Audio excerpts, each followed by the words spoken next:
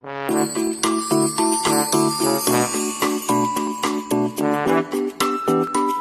right. Hello, everybody. Welcome to another edition of the Hot Seat Interview. I am your host, film critic for AMovieGuy.com, Leo Brady. I am excited to be here today with somebody who has a film that is not just important, but it is beautiful and it's about family. It's about so many things. It's very complex, and I absolutely loved it. I'm here to talk with the writer and the director of A Little Prayer. This is Angus MacLachlan. Angus, thanks for being with me here today. Thanks for having me. This is great. So don't know if you're acquainted with the hot seat here for MovieGuy.com, but the question that we ask always first is, what movie for you comes to mind that made you say, I want to be a writer, I want to be a director, I want to make movies? Oh, that's so hard. There's so many. Um, Gosh, I came of age in the 70s, so I saw all those incredible films at that time. Yeah. Uh, and there's just so many films. I don't know if I could say one film that made me want to be a director. I went to drama school and was an actor. Yeah. Um, And I think when I started, I was an actor for a long time, and then I wrote monologues for myself, and then I wrote a play, which actually then I got produced, and it became Junebug, which was the first film that I wrote, Wow. full-length film. Yeah. And I feel like it was all a means to an end to try to get to. I had also been a visual arts major, and I had been a father. And so when I first wrote and directed my first film, I felt like all the things that I had done all came together. Like I often say, I feel like being a director is being dad in a really good mood, Yeah. supportive, and you have an idea. If there's a problem, you can take care of it, and you're just enthusiastic and you're fun. Um, so it's like that's all of those things went together. Yeah. Yeah, well, and it's interesting too, because I even noticed that sort of that dad sort of um you know being a caretaker, being somebody who wants to capture families with your first film, and or with your style of filmmaking. You make the camera move, the audience feels like this is a living film. Do you have like a natural choice that you make of with your cinematographer, or creating authenticity so it feels like something that it's all lived in? Yeah, definitely. I had a great DP, director of photography, cinematographer, Scott Miller, and we shot it in 19 days. And he was also the camera operator, and he was fantastic. He's a little guy, and so he had it on his shoulder a lot. And because I love actors, because I was an actor a long time, and I think that just actors are fascinating. There's a lot of scenes that are just oneers, just one shot, Yeah. and some scenes that are very handheld feeling, which it's to me expressing like when the daughter comes into the family, it's like suddenly the world is like an earthquake. That's very intentional. And then we would put poor Scott in these tiny, because we shot in this one little house that we had gotten for 3.5 weeks. We Yeah. put it up on the bathroom calendar for to take a shot for a scene. Um, and then like the scene in there's a scene in Planned Parenthood with Jane Levy, and I Yeah. always imagine that being just one shot, just on her. Yeah. With him, we came up with the idea of doing it almost 360 degrees because she's so great in her performance. Right. Also, it was intentional, and I wanted to show that kind of choice that she's making is very difficult. And Yeah. you have to kind of look at it from 360 degrees, and you get to see that character, be calm, smile at the woman who's helping her, go through deep emotion, pull herself together. You get to see a whole scene in, 2 minutes with just one shot. Yeah, and you really get to feel like you're a part of it all. I mean, that's really, and I talk about like that authenticity too, and something that popped out to me was that Ramin Bahrani is one of your producers on this film, and his movies feel very real and lived in. Can you talk about having him sort of on the team, and like is his style of filmmaking something that inspired you in a little bit of a way of making this, or is it just like, or was that just like a match made in heaven that the two of you were working on this same movie together? Because it's like his movies just feel like life to me, and this movie felt like life, I mean, I'm assuming that that's the goal. Thank you. Yes. Well, not many people know that Ramin Barani, I live in Winston-Salem, which is where I'm from, and Ramin Barani also grew up in Winston-Salem. So and I'm about 8 years older than he is. Yeah. When he was 15, his best friend's mother I knew, and his best friend's mother said, "My son has a best friend who is interested in becoming a film director. Will you talk to him?" And I went, "Oh, great." And so I talked to him, and he was exactly at 15 the way he is as an adult. I don't know if you've ever talked to him, but he's very Yeah. intense and he's very Yes. like Ramin. He was exactly like that. So we talked. He then became this great filmmaker. His early films I just love. Chop Shop. I'm actually in Chop Shop. Yeah. I, uh, I play a crack head in the back of a taxi, not Chop Shop. Goodbye Solo. I'm in the back of the taxi at the end. I have one line. Yeah. Anyway, um, we became very good friends. I love his work. We give each other our screenplays back and forth and make really vicious comments about them. And then when this film came together, he didn't come on until actually after it was finished. He saw it and Yeah. said, "Well, if you'd like, I could come on as an executive producer and sort of help you with it." And I said that would be fantastic because his imprimatur means a lot, Yeah. and um, and he has been very helpful. Helping shepherd it through and get it to people. So yeah, I love his films. Yeah. Well, and so you wrote and directed A Little Prayer. I mean, it feels like a personal story, but it's obviously universal. So tell me, like, where did the nugget of this entire idea of this film come from? Like writing it down, putting your hands on the keyboard and getting it all out there on the page. What was your inspiration? I always say it's kind of like Frankenstein's monster. A lot of things come from things you experience, things you observed happening to other people, things that are just imagination. This came from stories that I read. Also, there's a lot of things in it that are very akin to other films that I've written. Mhm. Um, and then also, I realized actually in retrospect, I've worked on this film for such a long time, almost 8.5 years now. And Yeah. I have one daughter, and I started it when she was 15, and she's almost now 24. Wow. Uh, and I realized I was unconsciously writing about when you're a parent and your children grow up, you have to let them go if you really, that's just, and it's so hard. You still want to protect them, you still want to tell them what to do, and you can't.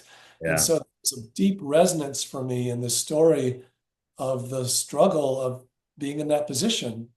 Yeah. Yeah. Man, I mean, I am also a dad. My son's only 7, so it was like it was a emotional film, and it felt like, oh, this is what's down the path, right? These are the things that as fathers that you're trying to sort of wrestle with on a daily basis. And you talked about an interesting thing that I noticed too. You talked about having about as a director feeling like a father on this film. And we'll talk about the major players in a little bit, but like you've had a collection of actors that you've worked with almost all of your films, all three of your films so far. Celia Weston, Anna Camp, and Steve Coulter. You've had them in all three of your films. I mean, do you like to have them back to have because you have a rapport? Do you strive to create sort of a family environment in the films that you make? Yes, so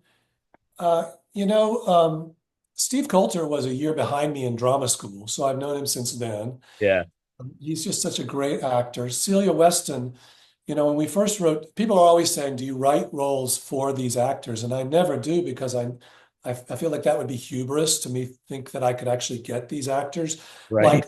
like a David Strathairn, Yeah, um, or Celia, or any of them. yeah, But when we wrote Junebug, Phil Morrison, who directed it, and I both said, "What about we knew Celia Weston's work?"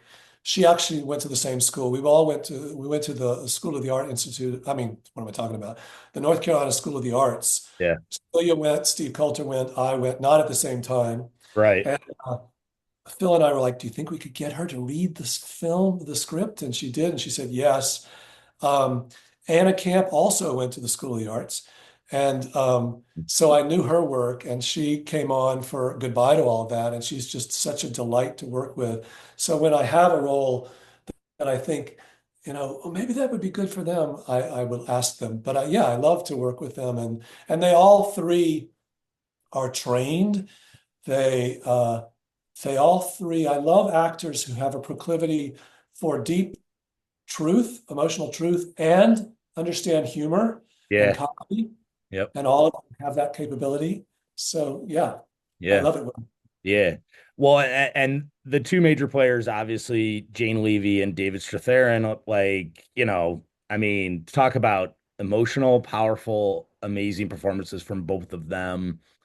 Uh, they're both yet very unique in their characters. They don't like stray. It's not like they're, you know, uh, playing archetypes or they're not doing just the status quo type of performance, but like tell me about getting emotional performances from both of them because that is really what I always find fascinating from both an actor and a director because there's pressure in a moment and you want it to look natural. You don't want it to come off as fake. Um, and both of them nail it. So clearly something went right right on set. Well, I never went to film school, but when I first directed my first film, the one thing I felt confident about was understanding what it takes to be an actor because I was an actor for so long. I Yeah. know how hard it is, how vulnerable it is, and um, and I had no qualms about talking to actors. It was interesting on that film. A lot of the performers, like Paul Schneider and others, would say to me, "You can't imagine how many directors, film directors, don't know." They're intimidated by actors. They don't know what they do. They're scared of them. They won't come close to them. They really Right. know the technical aspect. Yeah. Um, and not all of them. I mean, good directors don't, but Yeah. that I felt confident in understanding um, what it takes. And I, wrote it. So I will say to actors, here's the script. This is what I imagine has happened to the character before. If this doesn't feel right to you, just throw it out. It's yours to do. Yeah. But all of these actors in A Little Prayer were amazing. And just, it's hard for me to think of specific things that I would say to these actors, but usually it was behavior or a little bitty um, reminder of maybe what happened before in their lives that informs this moment. And if they ever say, "I don't understand this line," Yeah. I can say, "This is what I intended." And because I come from the theater, I really believe in the text. Yeah. There's almost no improvisation in my films. Sometimes an actor will come up with something great, and I will then take credit for it. Oh yeah, that's a great line. We'll use that. Yeah. But the script, it doesn't, I don't do rewrites. The Yeah. script is set when we go in. Yeah. Well, man, I mean, the two of them really just blew me away. I think David is always great. I don't think, he gets enough love and credit. I hope this sort of elevates him to a Spirit Award or something that gets him the attention he deserves. Jane is so, I mean, vulnerable and amazing. Um, the at the core of it is this story about family complexity of every family member but also too there's this voice, this singing voice that sort of it you hear it from the beginning of the film. Do you have your own sort of thoughts on what that voice should mean to the audience? Do you want it to be sort of ambiguous for the audience to sort of get their own thought on it? I noticed, again, this is my interpretation, the two characters that sort of accept it the most are David's and Jane's characters. Is that sort of a message of their sort of ability to be compassionate about others? You're very astute, actually. It's exactly my intention. It came about because I used to go to New York quite a bit and stayed with a friend who lived on Washington Square South. And there was at 5 a.m. every morning, there was some woman who would walk down the street singing at the top of her lungs and not very well. And I would run to the window and try to see her, and I could never see her. Yeah. It stuck, and I thought it was funny and interesting and haunting in a way, because in New York, it would kind of reverberate off the buildings. Yeah. And uh, and so my intention is exactly what you said. She's bothersome to everybody else in the family, but um, David and Jane's characters, Bill and Tammy, find something comforting about it. And I thought that she's kind of like Grace. Yeah.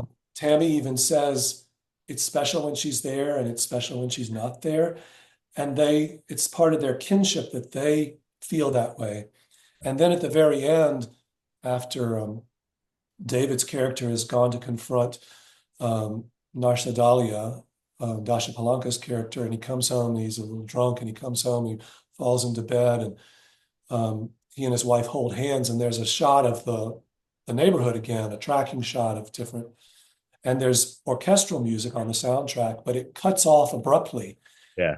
It's when you would imagine, or usually, that they hear that unseen singer, but that grace isn't there in their lives at that moment. It's missing. It's just, you just hear a crow actually on the soundtrack. There's an absence. And then after that is when Tammy and Bill come together on the park bench, that there is some present resolution for them. But so that was my thought about it. Yeah, it's beautiful. Well, so for me, and I think all three of your films, have a realism to them, but do you have any films in mind that particularly inspire a film like A Little Prayer? For me, the two movies that really came to mind for me were Kogonada's Columbus, which is like such a beautiful sort of calming, but also personal film. It feels like, but I also thought of like Robert Redford's A River Runs Through It, a movie about like family and about how there can be dysfunction and chaos within this unit. Did you have any other movies that maybe, have inspired you that make you say like, I want to make a film like that? Oh, I have so many. That's very flattering. I love Columbus especially, and I actually after that came out, I contacted him and said how much I loved it, and we have a little bit of a relationship. I love his work, Yeah. um, and for me, for this film in particular, um, I love the films of Ozu and then also Mike Lee, and Mike Lee's film Another Year Yeah. is a film that really resonated. A married couple dealing with their grown children, and then Leslie Manville's character is kind of crazy. It was an inspiration. I love Kenny Lonergan's work. I mean, I adore Kenneth Lonergan in that he has very specific characters. They're funny, they're very deeply emotional, they're very specific to usually regional, where they take place. Yeah. So those are some of the films that are, I aspire to those kinds of. Yeah. Yeah, well, Um, it's my final question too, though. It's been a long journey. I mean, a little prayer premiered at Sundance in 2023. I mean, and now it's or 24, excuse me, 24. And now it's finally being seen in Chicago audiences as part of the Chicago Critics Film Festival. What does that mean for you to sort of bring this movie to Chicago, to have it playing at the Music Box Theater? I know it's gonna hit you probably more when you're there and when it's the closing night film, but tell me what that means and the journey of this film to get here. no, it's been a long journey. You were correct. It was 23. Okay. It's been a very long journey. Uh, it means a lot to be in Chicago for a number of reasons. My daughter lives in Chicago. She graduated from the School of the Art Institute of Chicago, so Mhm. she'll be there. And Music Box Theater, I've heard about forever that it's like the best theater in the country, and I love what they do. To have it be part of the Chicago Film Critics is in fact is great. And it will get a release and we hope that it's going to be soon that we're going to be able to announce that. Yeah. Um, and unfortunately, film festivals are for some independent filmmakers, they're the only place you can see a film with an audience. Yeah. Either you never get a distributor or you go directly to a streaming platform. And they're just because, again, I was an actor on the stage mostly and a playwright, there's just something about experiencing a film with an audience. And this film in particular, I've had a number of people who saw a screener or saw it online when it was at Sundance, saw it online. Yeah. And then they see it in the theater and they're like, oh, it's so different because you understand the humor. And Right. also just seeing those beautiful faces really big, the Yeah. emotion. Um, so I'm so excited to be at the this festival and so looking forward to it. Yeah. Yeah, well, and I can't wait for everybody to see it. I think, it's going to be a sold out show, and I think the Music Box audience is going to love this. There's not going to be a dry eye in the house. I can tell you that much. Angus MacLachlan, thank you so much for talking with me today. A Little Prayer will be playing this Thursday, May 8th at the Music Box Theater. Angus and Jane Levy will be there in person to do a Q&A after. Can't wait for everybody to see this. And Angus, thank you so much. Thank you. Thank Yeah. you. Talk to you next time. Okay, good. All right. Bye bye.